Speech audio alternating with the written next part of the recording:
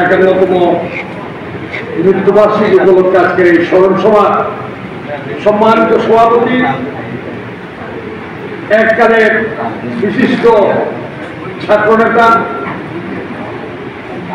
জনাব মাহমুদুর রহমান চৌধুরী ওয়াজ ভাই, প্রধান অতিথি হিসেবে উপস্থিত আমার নেতা 69-এর গণ-অভ্যুত্থানের ছাত্র সংগ্রাম পরিষদের অন্যতম সদস্য, মুক্তিযুদ্ধের অন্যতম সংগঠক,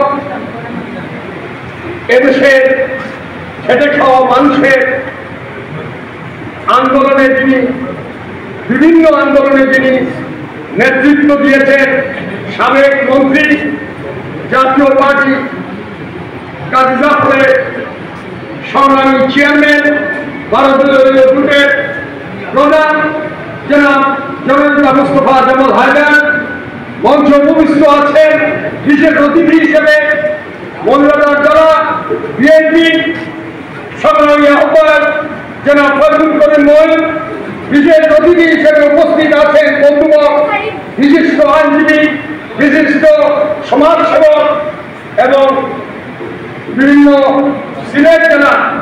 সিলেটের বিভিন্ন সামাজিক সংগঠনের যারা নেতৃত্বে পরিচালিত হয়, সে অ্যাডভোকেট এমদাদুল ইসলাম, এমাদুল্লাহ, শহীদুল ইসলাম, শাহিদ সহ অন্যান্য বিশেষ অতিথিবৃন্দ, আজকে আমার সম্মুখে উপস্থিত বিভিন্ন রাজনৈতিক দলের নেতৃবৃন্দ,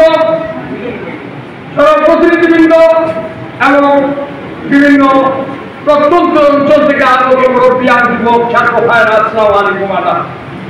আমি আমার বক্তব্যের প্রারম্ভে আমি আমার ব্যক্তিগত পক্ষ থেকে, আমার পরিবারের পক্ষ থেকে আমি আয়োজক বৃন্দকে প্রতি কৃতজ্ঞতা প্রকাশ করছি।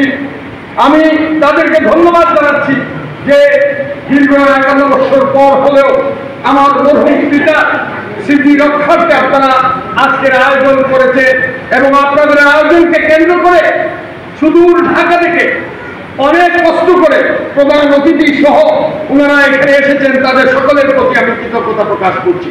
আমি বক্তব্য দীর্ঘায়িত করব না, আমি শুধু বলতে চাই, আমরা যখন অনেক ছোট ছিলাম, আমরা যখন মাত্র টিনেজ শুরু হয়েছে, তখনই আমাদের পিতাকে আমাদেরকে হারাতে হয়েছিল।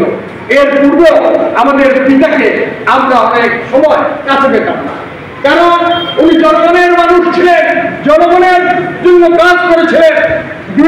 একটা স্মৃতির কথা বলে আমি আমার বক্তব্য শেষ করব।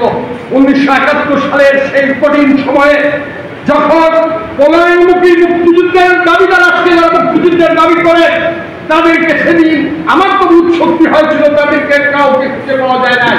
আমার বাবার বয়স তখন 50 ঊর্ধ্ব ছিল। সেই সময় তিনি স্ট্যান্ডগান নিয়ে সেই পাহাড়ে অবস্থান করে এই বাংলা মাটিকে মুক্ত করার জন্য সে তার জীবনকে বাজি রেখেছিলেন। কিন্তু দুঃখের সাথে বলতে হয়, তিনি আজকে স্বীকৃত যে মুক্তিযোদ্ধা, সার্টিফিকেটদারী যে মুক্তিযোদ্ধা, সেই মুক্তিযোদ্ধা উনি নয়।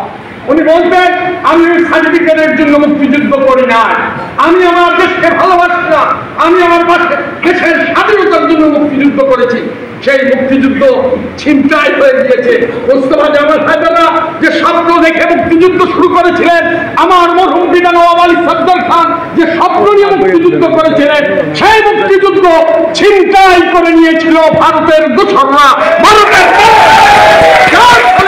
আজকে আমরা জানি যে 15 বছরের এই 17 বছরের যে জগৎ পাথর আমাদের বুকের উপর ছিল, সেই স্বৈর শাসক শেখ হাসিনার নেতৃত্বে, তা থেকে গত 1 বছর পূর্বে আমরা এদেশের মানুষের ঐক্যবদ্ধ আন্দোলনের ফলে, ঐক্যবদ্ধের ফলে আমরা মুক্ত হয়েছি।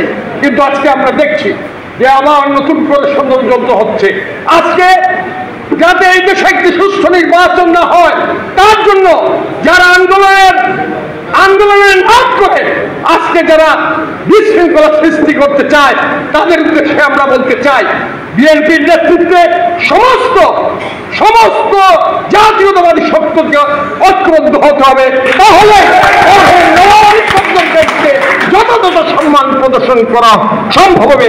আমি আমার বক্তব্য এখানে শেষ করছি এবং আমার মরহুম পিতার বিজয়ের আত্মার মাগফিরাত কামনা করছি। ধন্যবাদ।